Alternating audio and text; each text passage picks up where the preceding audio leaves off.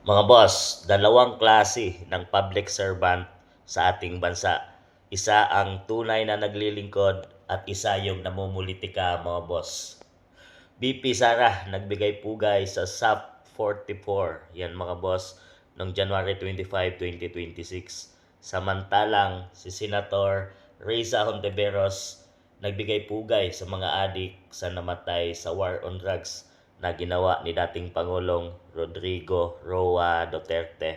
Mayroon siyang museum dyan sa Senado, mga boss. Kawawa yung mga naapektuhang ito ay ginamit sa pamumulitika nitong senador na ito, mga boss. Talagang binigyang pugay niya ang mga namatay. Dito natin makikita kung anong klaseng tao ito, mga boss. Kung anong klaseng politiko ito.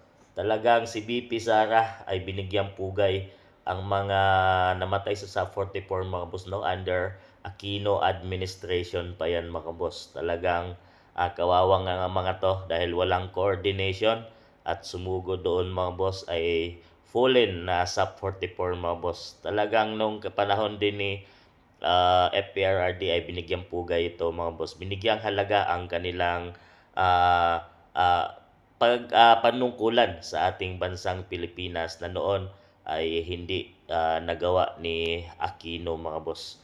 Talagang ito ang mga taong tunay na nagbibigay at nagsiservisyo sa ating bansang Pilipinas. Ito naman ang taong nagsiservisyo para sa kanilang pamumulitika, mga boss. Talagang ginawa nilang santo ang mga ito at binigyan pa ng museum dyan sa Senado, mga boss.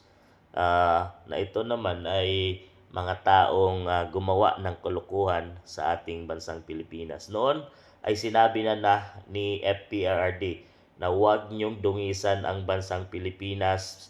Nag-warning na siya, mga boss, bago pa siya tumakbo bilang presidente ng Pilipinas na nalalabanan niya ang pinagbabawal ng gamot. Nag-warning na siya na tumigil na kayo dahil talagang uubusin niya ito.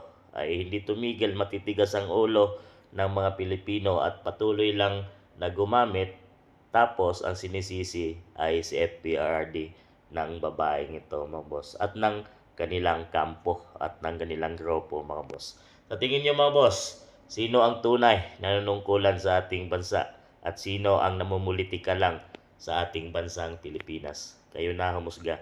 Dalawang public servant na mukha ng ating bansang Pilipinas, BP Inday Sara at Senator Risa Hontiveros, mga boss. So isa din sila sa mga candidate at ito ay gumagawa na ngayon ng mga aksyon dahil kakandidato siya sa 2028 election bilang Pangulo ng ating bansang Pilipinas. Sino ang gusto at iboboto nyo sa dalawang ito, mga boss?